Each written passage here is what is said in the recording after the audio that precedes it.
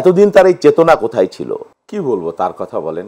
তিনি কখন বাংলাদেশে আসছেন, কি রাজনীতি করেন, আদৌ কোনো বাংলাদেশের মানুষের সেন্স, বাংলাদেশের মানুষের অনুভূতি, বাংলাদেশের মানুষের রাজনীতি, বাংলাদেশের মানুষের অভিজ্ঞতা, বাংলাদেশের মানুষের নিপীড়ন, এগুলো সম্পর্কে তার ন্যূনতম কোনো ধারণা আছেন? তিনি ভালো বাংলা বলতে পারেন? ওই অনেকে দুষ্টামি করে বলে ১,৫০০।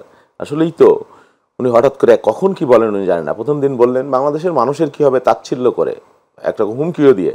সেটা তো আমাদের দেখার বিষয় না, শেখ হাসিনার দেখার বিষয় না। হ্যাঁ, বাংলাদেশের মানুষ বুঝবে। শেখ হাসিনা আর রাজনীতি করবেন না। আবার পরের দিন বললেন শেখ হাসিনা রাজনীতি করবেন, তিনি দেশে আসবেন, তিনি এটা করবেন ওটা করবেন। আবার বলছেন বেগম খালেদা জিয়ার সাথে অন্যায় করা হয়েছে, তাকে জেলে আটক রাখা ঠিক হয়নি। হ্যাঁ, উনি আবার বিএনপির সাথে রাজনীতি করতে চান। ওনার যে এই যে বোধ কথা, এতদিন কোথায় ছিল? এতদিন তার এই চেতনা কোথায় ছিল? ওনাকে নিয়ে আমাদের কোনো চিন্তা না, উনি বাংলাদেশের কোনো রাজনৈতিক এলিমেন্ট না, আর হওয়ারও সুযোগ নাই। তার যে সাবেক প্রধানমন্ত্রী তো ভারতে আছে, তার যে বুদ্ধি জ্ঞান, তার যে চিন্তা চেতনা, আমরা বিশ্বাস করি না যে বাংলাদেশের কোনো রাজনৈতিক অনুষঙ্গ সজীব ওয়াজেদ জয়ের হবার মতো কোনো ক্যাপাবিলিটি বা তার সেই যোগ্যতা, তার সেই মেধা বা তার সেই প্রজ্ঞা বা তার সেই চিন্তা আছে। অতএব উনি কি বললেন না বলেন এটা আমাদের কোনো ম্যাটার করে না।